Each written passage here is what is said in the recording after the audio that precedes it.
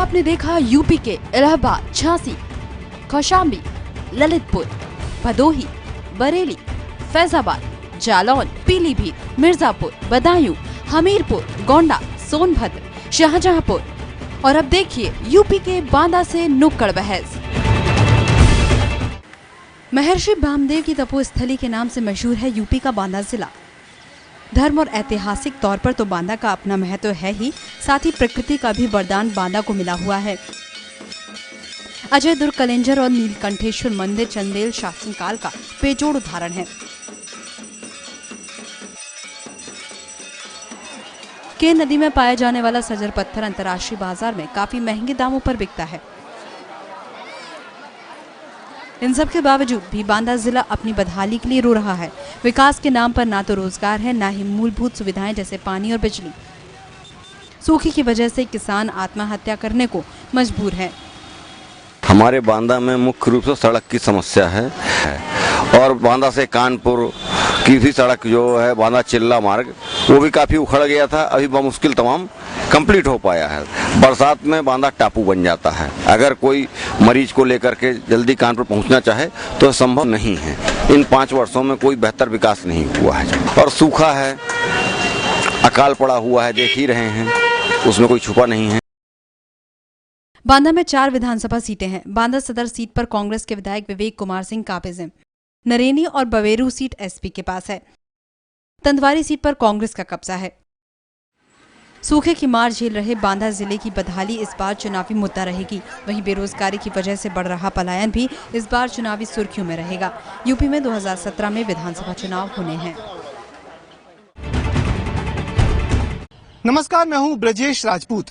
AVP news की इस नुक्कड़ बहस में हम बांदा में हैं। बांदा यानी बुंदेलखंड में वीरों की वो भूमि जहां पर वीरों की गाथाएं हर ओर गाई जाती हैं। मगर वीरों की भूमि के लोग इन दिनों अपने आप को बहुत असहाय महसूस कर रहे हैं।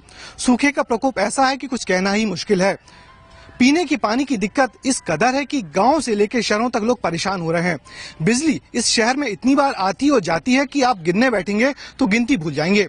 चुनाव आने वाले हैं और चुनाव को लेके शहर की जनता क्या सोच रही है, ये जानने के लिए हम उनके बीच में हैं। हमारे साथ है शहर की प्रबुद्ध जनता और राजनीतिक पार्टी के नेतागण। सबसे पहले मैं आपको इंट्रोड्यूस करवाऊं, हमारे साथ बीजेपी के जिलाध्यक्ष इंद्रपाल सिंह जी हैं, कांग्रेस के अखिलेश शुक्ला जी हैं और समाजवादी पार्टी के जिलाध्यक्ष शमीम बांधवी भी हैं। अच्छी बात यह है कि हमारे साथ समाजवादी पार्टी के जो प्रत्याशी हैं कमल सिंह मौर्य भी हैं, जिनको पार्टी ने अपना प्रत्याशी घोषित किया है। हम शुरुआत उन्हीं से करते हैं।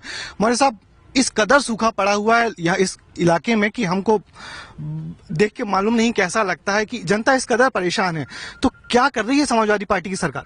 देखिए, लगातार समाजवादी पार्टी इस सूखे से निपटने के लिए समाजवादी सरकार लगातार काम कर रही है और जहां जो समस्याएं निकल करके आ रही हैं उनका प्राथमिकता से समाजवादी सरकार काम कर रही है। क्या सरकार सूखे से ताकतवर तरीके से निपट पा रही है?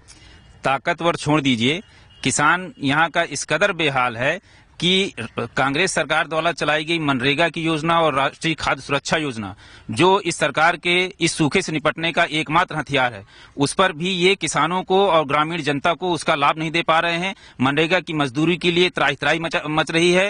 राशन कार्ड के नाम पर, यूनिट चढ़ाने के नाम पर उस आलम यह है कि 5 महीने से 6 महीने से किसी को अनाज नहीं मिला हुआ है। यानी कि भ्रष्टाचार हो रहा है सूखा राहत के नाम पे। इंद्रपाल सिंह जी, मुझे बताएं कि क्या लग रहा है, क्या कर रही है आपकी पार्टी सूखे में जो जनता परेशान हो रही है उनके लिए? हमारी पार्टी बराबर लगातार सूखे पर किसानों को हर प्रकार से मदद करे, पानी पेयजल की समस्या को सॉल्व करे, इसके लिए बराबर प्रयासरत है। यहाँ पर जो भी योजनाएं केंद्र सरकार की प्रदेश सरकार में आती है, भ्रष्टाचार के कारण से वो जनता तक नहीं पहुँच पा रही है। तो कैसे ये भ्रष्टाचार मिटेगा कैसे? क्यों बार बार ये भ्रष्टाचार होता है?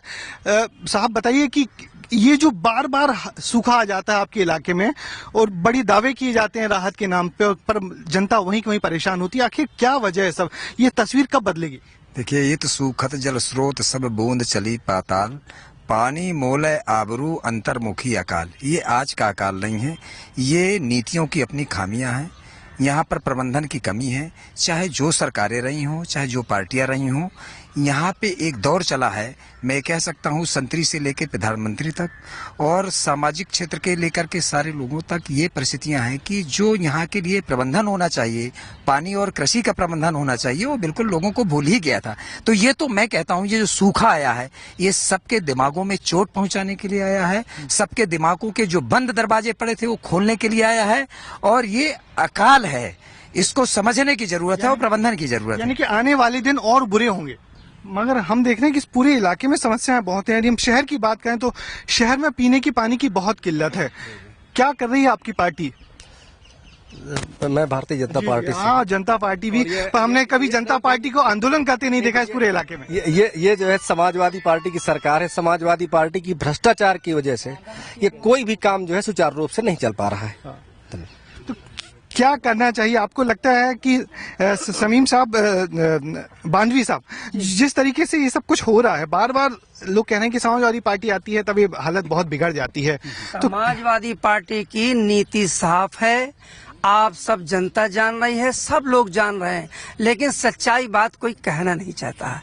ना तो यहाँ कोई भ्रष्टाचार है और ना यहाँ कोई किसी तरह का कोई ऐसा मामला है। यानी कि राम राज आ गया, आपके भ्रष्टाचार नहीं है। आप देख रहे होंगे कि हर प्रधान को माननीय मुख्यमंत्री जी ने ये कह रखा है कि आप अपने इस निधि से आप टैंकर खरीदने का काम करें। गांव-गांव जो है टैंकर लगे हुए हैं। बांदा शहर में बांदा के चेयरमैन जो भाजपा की हैं, उनके बारे में कभी पूछा आप लोगों ने कि क्या यहाँ सफाई नहीं हो रही है, क्या नहीं हो रहा है? हम तो सूखे की बात कर रहे हैं कि सूखे में सूखा राहत पैकेट जो जितना सरकार समाजवादी पार्टी कर रही है, इससे पहले किसी सरकार किसी मुख्यमंत्री ने किया है? क्या सही बोल रहे हैं साहब? सपा की सरकार ऊपर से नीचे तक पूरी तरीके से हर विभाग में ठेकेदारी में लगी हुई है। हर तरफ सड़कों पे जगह जगह डंपर ट्रक चलते रहते हैं। खनन अपने आप में एक बहुत बड़ी समस्या के रूप में उभरी है। ऐसा लग रहा है कि पूरे इस बुंदेलखंड इलाके को लोग खोदने में लगे हुए हैं। जी, ये समाजवादी पार्टी की जो सरकार है, इसके पूर्व भी जो सरकार रही क्षेत्रीय दलों की, वो लगातार ये खनन करा रही है और खनन पर कोई सरकार को लाभ नहीं होने जा रहा है। लगातार यहाँ पर जो गुंडा राज है, गुंडा शासन है और सरकारी कर्मचारी अधिकारी मिलकर ये खनन करते हैं और बार बार एनजीटी से रोक लगी है, ऊपर से रोक लगी है, बराबर यहाँ आरटीआई के द्वारा ये बताया जा रहा है कोई खनन नहीं हो रही। और मैं आज आपसे बता रहा हूँ कि आप चाहे कनवारा चले जाइए, चाहे भुलती चले जाइए, चाहे बगल में रामपुर है, सब खदानें बंद है कागज में, लेकिन प्रतिदिन हजारों ट्रक चोरी से जाती है बालू। और वो बालू माफिया जो सरकारों के संरक्षण पे जी रहे हैं, उन पर सरकार लगातार मेहरबान है। सरकार लगाम नहीं लगा पा रही। जिस तरीके से पूरे इलाके में खनन हो रहा है, क्या कहेंगे? सब लोग कह रहे हैं कि सरकारी संरक्षण में उत्खनन हो रहा है। समाजवादी पार्टी सरकार के ऊपर जो भी आरोप लग रहे हैं, इन आरोपों के लिए सर्वथा ये सिद्ध है कि आप ये जान लें कि यहाँ पे जितने खनन के ठेके हैं उसमें कहीं ना कहीं समाजवादी पार्टी नहीं, बसपा, भाजपा, जितने भी बाहरी दल हैं सब इन्वॉल्व है।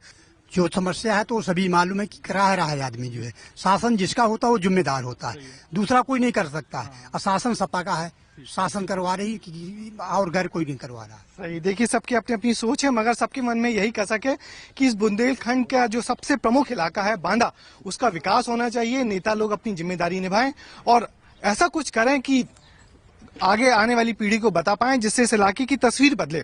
आज की नुक्कड़ बहस में बांदा से बस इतना ही। देश और विदेश की खबरों के लिए देखते रहिए एबीपी न्यूज।